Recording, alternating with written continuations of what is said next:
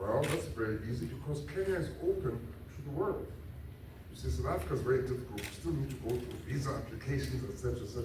But I remember it was actually our former president, Kenyatta Uhuru, who said Africa is open, Kenya is open to the world, so there will be no need for visas if you are a citizen of this great continent.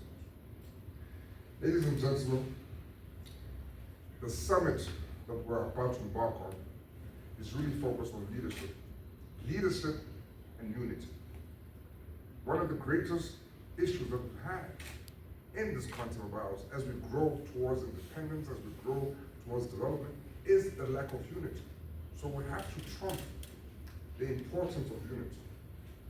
How far can we go without unity? You see, the independence of South Africa was really gained through the support of other African nations, right? My grandfather, at some point, when he was fighting against the apartheid regime, got banned. He had to go into hiding.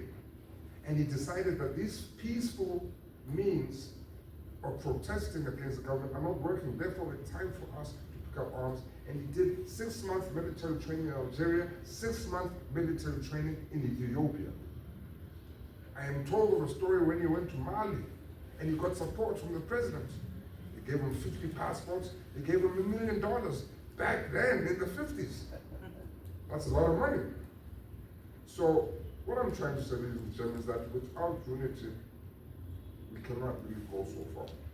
We all know that African saying that says if you want to go fast, you go alone, but if you want to go together, if you want to go far, we go together.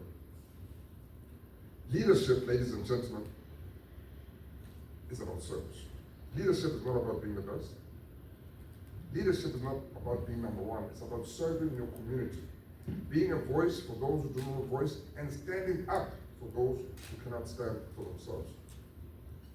My grandfather taught us that true leadership begins with humility.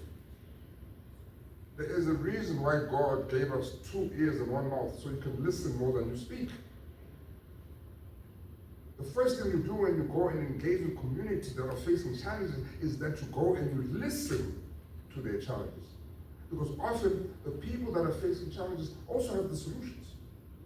So you will be able to work together with the community and build solutions together with the community.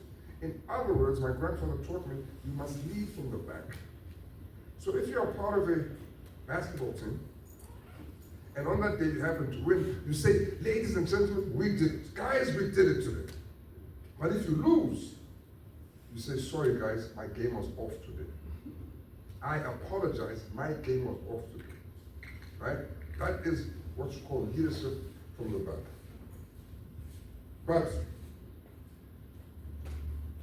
the Pearl of Africa gives us an opportunity to have people coming in from all over the continent, but also easy access, not far to travel for those in America and in Europe. Because South Africa, we're all the way down south, right at the bottom of the map, right? This summit is an important reminder that Africa, the global south, and the diaspora have a shared responsibility to shape, more than just to be inclusive and to be dignified. Our stories are connected, our struggles are interconnected, and so must be our solutions. I call on young people, leaders in government, business, civil society, and faith community to rise to this moment. Leadership today must be ethical, people-centered, and grounded in values. It must create opportunities for the next generation and restore hope where it has been lost. We often say that youth are the future, but why are they not part of the conversation today? Even today, when I look around, I don't see much youth. But hopefully, we shall galvanize the youth because they are the only ones who can truly promise tomorrow. Let us honor the legacy of Nelson Mandela, my grandfather, not only with words, but with action. Let it not just be another conference where once the conference is done, we move on and we're back to our normal lives. We need continuation. We need accountability. We need to have a report to say, these are the key things that came out of this conference. These are the suggested solutions to some of the prioritized challenges that we have. And this is how we foresee us going to implement these solutions. And ladies and gentlemen, it's going to take a concerted effort for us to be able to truly achieve